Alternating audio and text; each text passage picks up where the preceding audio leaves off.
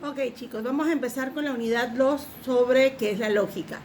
La lógica es la ciencia formal y rama tanto de la filosofía como de las matemáticas que estudia los principios de la demostración, la inferencia válida, las falacias, las paradojas y la noción de la verdad.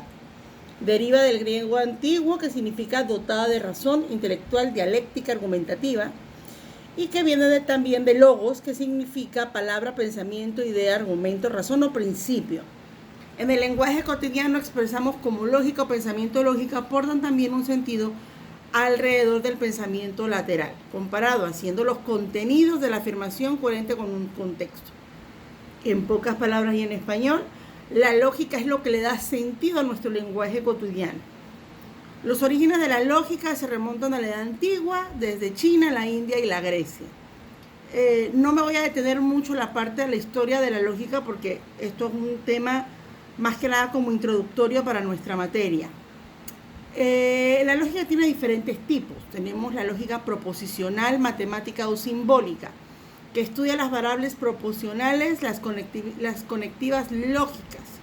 Algunos autores también la identifican como la lógica matemática o lógica simbólica, cuando las proposiciones pueden ser verdaderas o falsas, como cuando estuvimos haciendo la parte de los silogismos. Tenemos la lógica filosófica, que es la parte de la filosofía que se aplica a diversas áreas y actividades del ser humano. La lógica filosófica utiliza 4 principios fundamentales que establecen un proceso de pensamiento, que son el principio de identidad, el principio de no contradicción, el principio de tercero excluido y el principio de razón suficiente, que para esta clase luego lo vamos a ver con detenimiento porque es en la que nosotros nos vamos a detener para poder hacer nuestros argumentos con éxito. Tenemos la lógica formal, la lógica informal.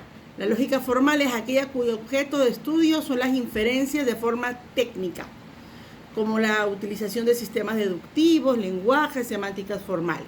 La lógica informal, por su parte, estudia sistemas de razonamiento y argumentación naturales a través del lenguaje y el pensamiento cotidiano, que también lo vamos a ver un poquito más con pausa. Y luego tenemos la lógica aristotélica. La lógica aristotélica es la que se basa en los estudios de Aristóteles, filósofo griego, del cual ya hemos hablado en otras materias, y utiliza los llamados silogismos del taller que estuvimos haciendo ya previamente, donde a partir de 2 premisas se quiere llegar a una conclusión.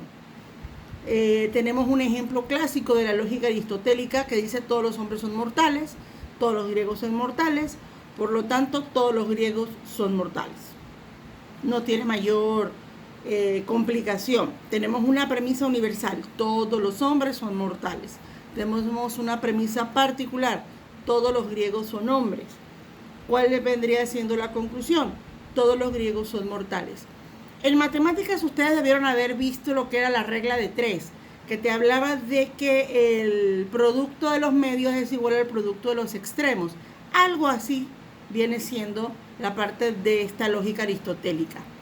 Tenemos también la lógica difusa, que es un tipo de lógica que utiliza varios valores aleatorios que están relacionados entre ti y se aplica al área de la informática y la industria, así que ahí no nos vamos a detener. Como hemos visto, los silogismos tienen una premisa mayor, una premisa menor, una conclusión, como en el taller que ya tienen ahí para desarrollar. La premisa mayor es el juicio que se encuentra en término al mayor. La premisa menor o viene siendo el predicado de la conclusión, siempre va a ser el predicado. Acuérdense en gramática, sujeto, verbo y predicado. La mayor siempre es el predicado, es la parte final de la conclusión. La premisa menor es el juicio que se encuentra en el término menor o es el sujeto de la conclusión. Y la conclusión es la unión del sujeto con el predicado, es decir, con la fusión de la premisa mayor y la premisa menor. Como les hablaba hace rato con el ejemplo. Premisa mayor, todos los hombres son mortales. Tenemos mortales como predicado. Todos los griegos son hombres. Todos los griegos. Entonces tenemos griegos y mortales. ¿Cuál es la conclusión? Todos los griegos son mortales. Aquí el sujeto de la oración vendría siendo la premisa particular y el predicado la premisa universal, la parte de mortales. Tenemos también lo que son los juicios de término. que es la comparación de dos conceptos, bien sea de forma lógica o extraída de la experiencia. Así, por ejemplo, la nieve es blanca, la mente afirma que en la blancura es una propiedad que puede predicar con la verdad de la nieve. Por ejemplo, tenemos el caso del famoso cuento de los hermanos Grimm, Blancanieves, que se llamó así por lo blanco de su piel. Y es una lógica formal. Y como tiene un resultado de la conclusión de la comparación, de dos conceptos.